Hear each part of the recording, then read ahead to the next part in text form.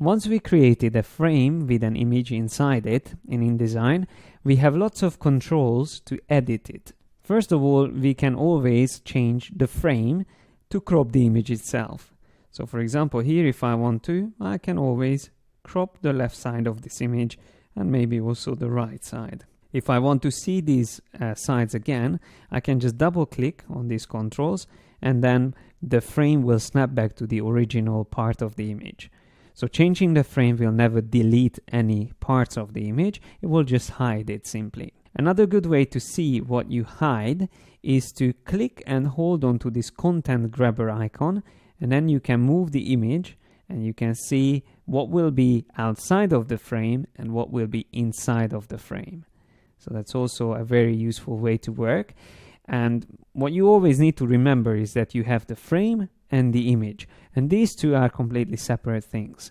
So I can, for example, resize the whole frame together with the image by holding Command, Shift and click on one of the corner points, or I can resize just the image inside the frame.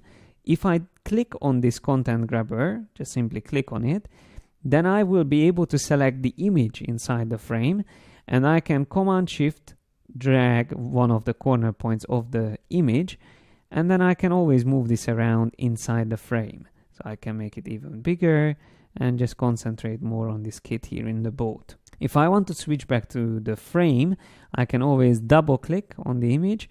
Now the frame is selected, and I can always extend it a little bit more or make some amends to it. So remember, you can select the image itself or the frame. When you work with the frame, that will also affect the image itself. And remember that useful shortcut, by double clicking on one of the corner points, you can always snap the frame back to all the original edges of the image. The reason why we use Command Shift together is to make sure that we don't change the proportions whenever we resize the image. So if I just hold down Command or Control on PC, I will change the proportions. You can see that we are squashing the whole image. That's most of the time something that you want to avoid. So I went back a couple of steps, and that's why it's good to learn and get used to using Command and Shift together. You can also rotate an image around by clicking close to one of the corner points, and then you will see even a little degree which shows the rotation, the angle. And if you hold down Shift, you can get these angles, the important ones, the 45 degrees and the 90 degrees angles. So for example, I can turn it to 45 degrees, or I can just simply rotate it in any specific angle that I need. If I want to set it back to 0 degrees, here on the top in the control bar, I can always change the angle back to 0 and then press Enter. So that will put it back into a normal default angle. We can also create rounded corners or special corner effects on the image by clicking on this yellow icon here. That will edit the corners.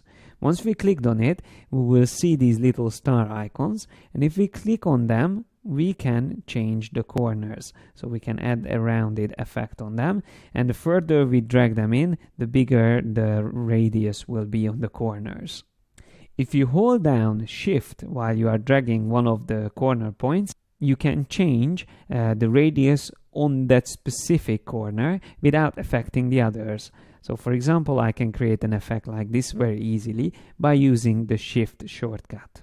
There's another interesting keyboard shortcut to change the effect of the corners. If I Alt click on the one of these corner points or these little star icons, I can change the effect. Once again, let me just move this back where it was. So we have the effect on all of them.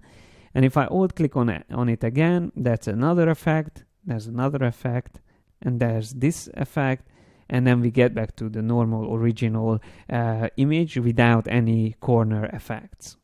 These are the basics of how to edit the frame itself, and in the next video I'm going to show you a little bit more advanced techniques to work with the frames of your images.